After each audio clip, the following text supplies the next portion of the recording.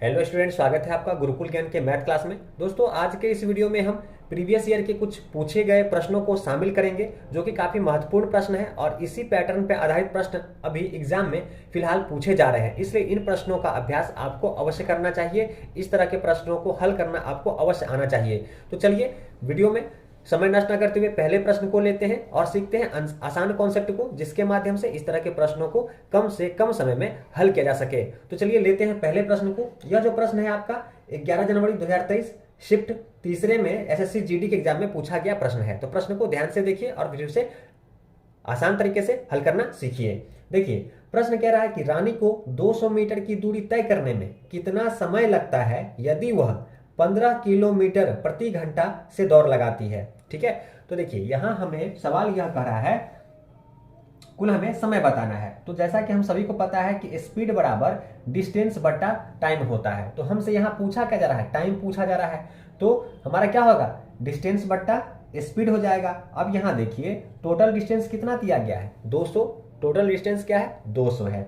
और आपका स्पीड क्या दिया गया है, 15 किलोमीटर प्रति घंटे की स्पीड से वो चल रहा है। तो 15 हमारा स्पीड हो गया। अब आंसर देखिए हमारा सेकेंड में आंसर है, तो इसे हमें किलोमीटर को मीटर प्रति सेकंड में चेंज करना पड़ेगा। उसके लिए हम क्या करते हैं, उसके लिए आपको 5/18 से गुना कर देना होगा ताकि ये मीटर प्रति सेकंड में हमारा आंसर फाइंड हो। तो चलिए इसे आगे हल करते हैं। अब देखिए इसे काटेंगे तो 3 से काटेंगे, 6 3 18, 5 3 15, 5 से हमारा 200 कट जाएगा, 5 से 5 का 20, 40 बार में हमारा आपका ये कट गया। 5 से फिर आपका ये भी कट जाएगा 8 बार में, 8 पंचे 40। तो हम देखेंगे 6 और 8 गुना हो जाएगा, तो 8 से 48। 48 क्या है, 48 ही हमारा क्या होगा, इस प्रश्न का सटीक आंसर हो जाएगा। 48 ही क्या होगा, हमारे इस प्रश्न का सही आंसर हो जाएगा। तो इस तरह से इस प्रकार के प्रश्नों को आसानी से हल कर सकते थे और काफी महत्वपूर्ण प्रश्न है। भले प्रश्न आपको देखने में छोटा लग रहा हो पर यह काफी महत्वपूर्ण प्रश्न है। यह आपके एसएससी जीडी में 11 जनवरी को जो एग्जाम हुआ था उसके शिफ्ट थर्ड में पूछा गया प्रश्न है। तो इसी तरह के पैटर्न पर आधारित प्रश्न बार बार पूछे जा रहे हैं, इसलिए इन प्रश्नों का ध्यान से और अनिवार्य रूप से अभ्यास अवश्य करें। तो चलिए लेते हैं अगले महत्वपूर्ण प्रश्न को, फिर उसे आसान तरीके से हल करना आपको सिखाते हैं। तो लेते हैं अगले प्रश्न को। अगला प्रश्न हमारा है, प्रश्न कर रहा है कि पहले वर्ष के दौरान एक शहर की जनसंख्या में 5% की वृद्धि हुई और दूसरे वर्ष के दौरान यह 4% कम हो गई। दूसरे वर्ष के अंत में इसकी जनसंख्या 30,240 थी। पहले वर्ष के अंत में जनसंख्या थी। देखिए प्रश्न को ध्यान से पढ़ा करिए। यहाँ प्रश्न में हमसे पूछा क्या जा रहा है, प्रश्न में पूछा जा रहा है पहले वर्ष के अंत की जनसंख्या। तो हम मान लेते हैं कि पहले वर्ष की अंत की जनसंख्या कितनी है,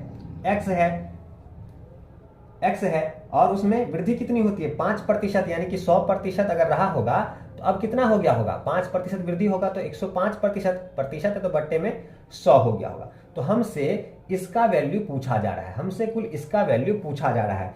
वहीं हम देखें तो आगे क्या कह रहा है कि अगले वर्ष दूसरे वर्ष के दौरान यह 4% कम हो गई। 4% कम हो गई मतलब कितना, 96/100 हो गया होगा। 96% जनसंख्या रह गई होगी। ठीक है, अब देखिए ये तो हमारा कंडीशन हो गया। तो कुल हमसे इसका मान पूछ रहा है, किसका मान पूछ रहा है, x 105/100, यह पहले वर्ष की जनसंख्या रही होगी। ठीक है, दूसरे वर्ष में इसका हमसे मान पूछ रहा है, यह ध्यान रखिएगा। और दूसरे वर्ष में कितना रह गया, 96/100 उसकी शहर की जनसंख्या रहेगी। उसका वैल्यू क्या दिया गया है, वह कितने के बराबर है, वह बराबर आपको दिया गया है दूसरे वर्ष के अंत में जनसंख्या कुल 30,240 थी। कितनी थी, 30,240 थी। अब चलिए इसे हम हल कर लेते हैं। अगर हम इसे हल करें तो देखिए आपका 96 से यह कट जाएगा कितनी बार में, 3 से काटते हैं, 3 तिया 9, 3 दूना 6, 3 से आपका ये काटते हैं, 3 एकम 3, 0 0, फिर आपका कट जाएगा 8 बार में, फिर एक 0 ये उतर गया। फिर देखिए ये हमारा फिर किससे कट जाएगा, 9 से कट जाएगा, 9 चौक 36, 9 से इसे काटते हैं, 9 एकम 9, फिर 2 बार में लग जाएगा, 9 दूनी 18, फिर 6 और 0। अब देखिए 4 से भी यह कट जाएगा। तो चलिए इसे 4 से भी काट लेते हैं। 4 से अगर काटेंगे, 4 से अगर इसे हम काटेंगे तो यह हमारा कट जाएगा 4 तिया 12, 4 तिया 12, 4 एकम 4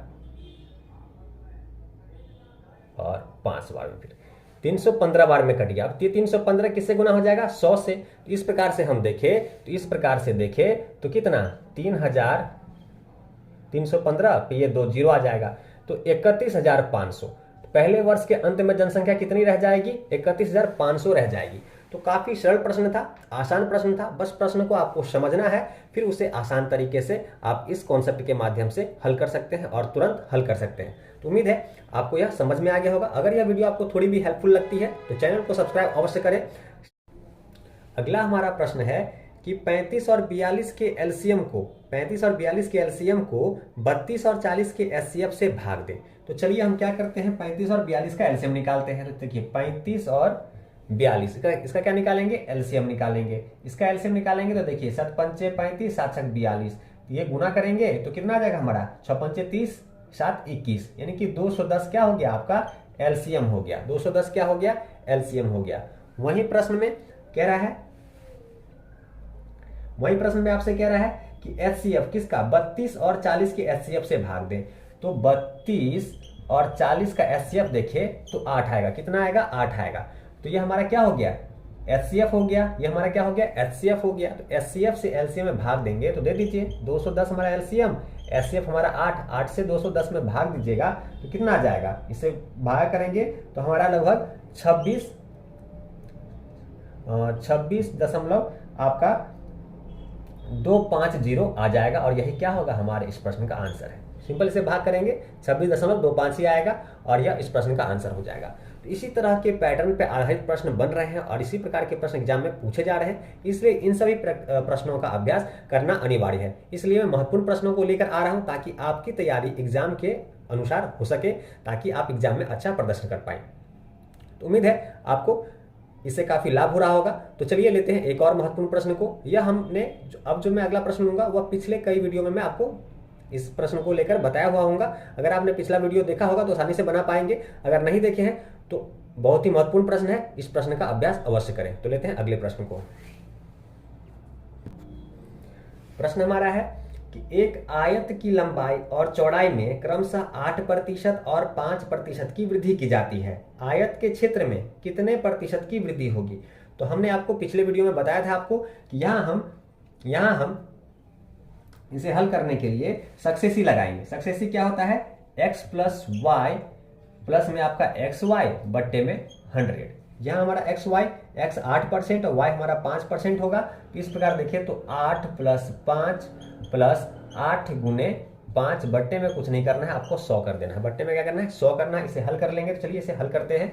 अगर इसे हम हल करें तो देखिए 5 से ये 20 बार में कट जाएगा, ठीक है। 2 दाहिने 10, 2 से ये 4 बार में कटेगा। तो इस प्रकार हम देखें तो 8 5 13 जोड़ 10 से 4 में भाग देंगे तो 0.4 आ जाएगा। इसे हल करेंगे तो 13 दशमलव कितना आ जाएगा? 13.4% क्या हो जाएगा? हमारे इस प्रश्न का आंसर हो जाएगा।